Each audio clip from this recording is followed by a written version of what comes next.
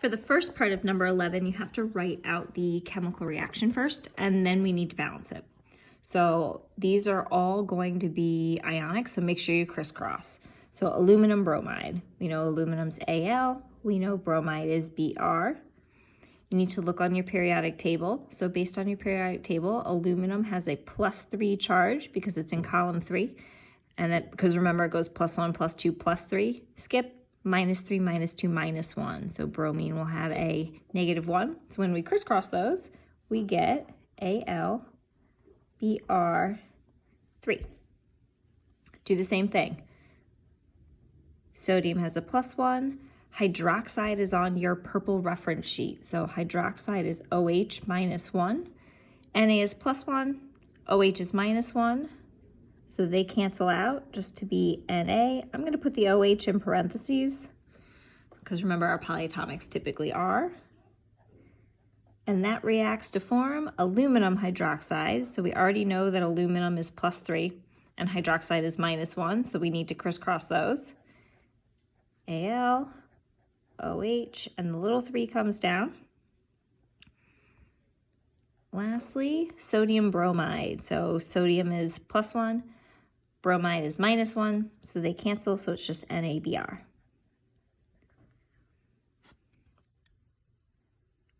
Now we have to balance. Al,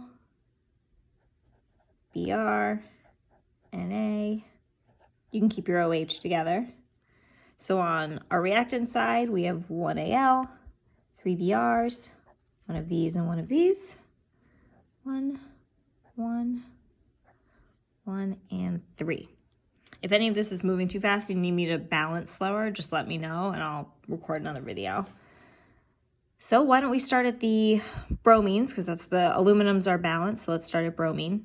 3 on the reactants, 1 on the products, so how do we get 3? We multiply the whole compound with bromine times 3. It makes that 3, but it also makes sodium 3.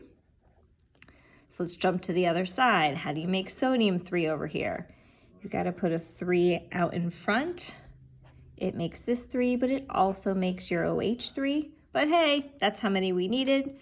Now we're 1 for 1, 3 for 3, 3 for 3, 3 for 3. We are good and balanced. So the coefficients here can be 1. You don't have to write those in, but it's helpful.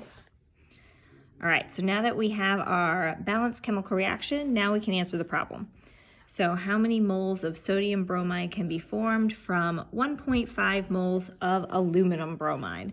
So here's where we're gonna go between two compounds, but start the same way, right? You are given moles of aluminum bromide. Aluminum bromide is the AlBr3. So write that first, 1.55 moles AlBr3, X, draw your line, bring this unit down. Moles of AlBr3, and where are we going? We want moles of sodium bromide. So sodium bromide is NaBr. So moles of sodium bromide goes on the top. Now how do we figure out those numbers? We just have to look at our chemical equation. So NaBr, that's 3. And let's find AlBr3, that's 1. 1 goes here.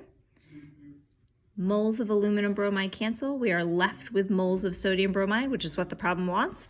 So 1.55 times 3, divided by 1 technically, should give us 4.65 moles of NaBr. So this is when we use our mole ratio. So when we want to get from moles of substance A to moles of substance B, this is where we're going to use that ratio from our balance coefficients. Now remember, you can go from grams or molecules or anything else on either side of these, and that's just a Moletown conversion like videos 4 or 6. Perfect.